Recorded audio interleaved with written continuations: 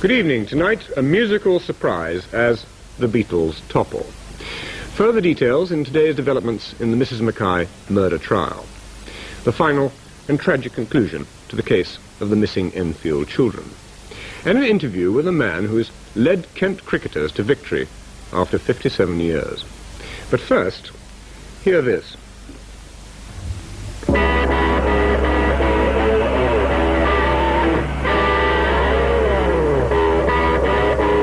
It's cool, it's groovy, it's number one, the Led Zeppelin.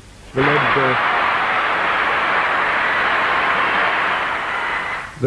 what? The Led Zeppelin, but I'm afraid that you and other dads like you, Bob, may never have heard of them. But this British group has made musical history today. Readers of the Melody Maker have voted them the top world group. The significance is that the Beatles have held this title for 8 years. But now, the Beatles are out. 8 years ago, the Beatles were 4 clean-cut and clean-shaven young men who had a happy knack for songwriting. The tunes they wrote and sang were evergreens, as hummable and as immortal as I'm Dreaming of a White Christmas and Autumn Leaves.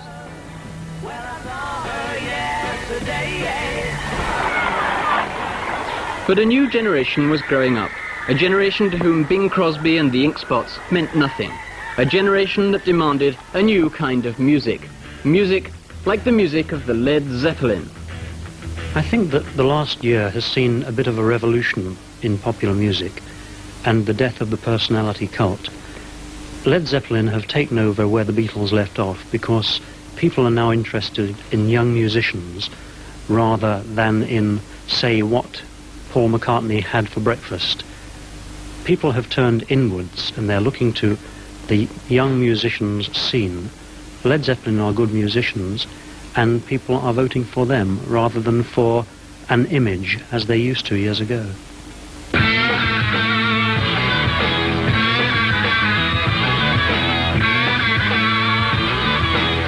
Beatles ran for 8 years, and when one thinks of a song of theirs, Yesterday, which had all sorts of variations played upon it, do you think as musicians you'll be able to last as long as 8 years? Do you think you'll be inventive enough?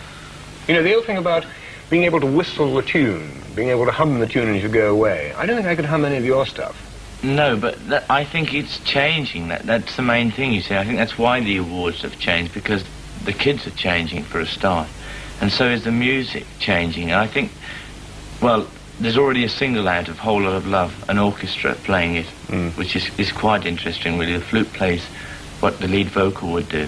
So you're saying that your fans don't necessarily want to whistle the tunes, to hum the tune, but they're much more sophisticated than, you know, my generation. I think so. Not in that sense.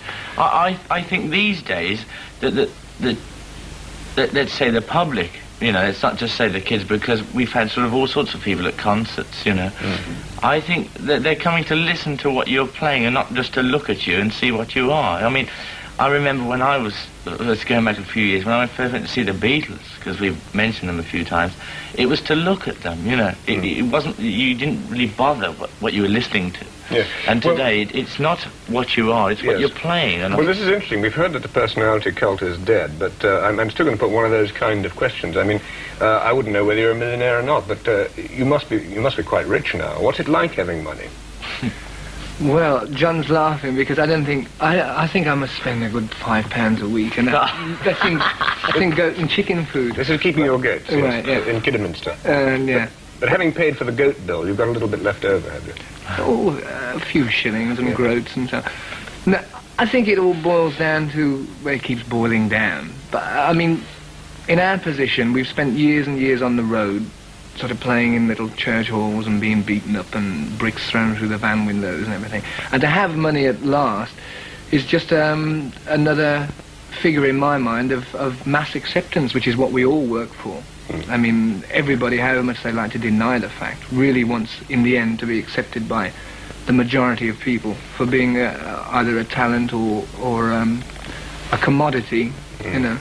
I think that we've reached that stage now, and it's left to us to keep on coming up with something good. So as we'll be at the Melody Maker Poll Winners Awards, blah blah. Yeah, for a few years to come. Yeah.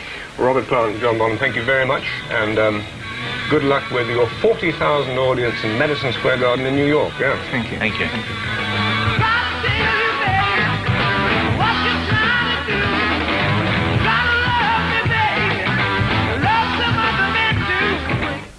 The Led Zeppelin voted by the fans the number one, the world's number one group, and first time actually on British television. Now, a matter of cause for concern for southeast anglers. There's